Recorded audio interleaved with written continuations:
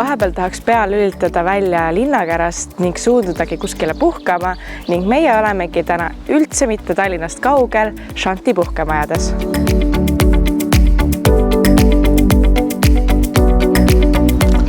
Meie väikses pereettevõtmises on siin 2 maja. Meil on metsamaja ja aasamaja. Aasamaja on võib-olla veidi selline mugavam variant, et seal on elektrikerisega saun, vajutad nuppu ja mõne tunni pärast võib minna leili viskama.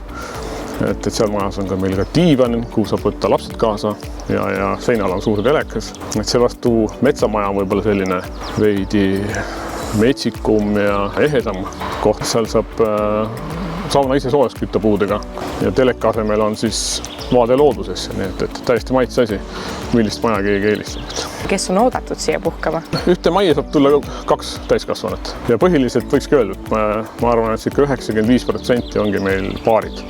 Et mõnikord tullakse siis koos lastega pered ja harvemini ka üksi. Mis teil kõike siin ümbruses üldse teha saab? No, siin ümbruses on vaatamisväärsuseid ja ka aktiivset tegevust on tegelikult väga palju, et siin on päris palju matkaradu on siin ümber.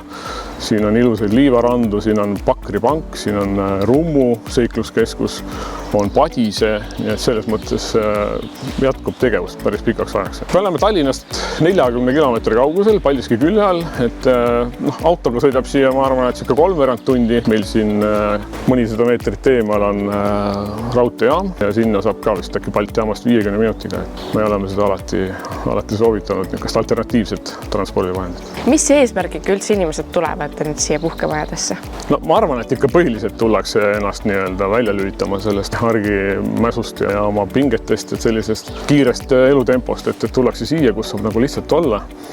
Aga ma tean, et ka üsna tihti tullakse siia näiteks 2 sünnipäeva tähistama või pulma-aastapäeva.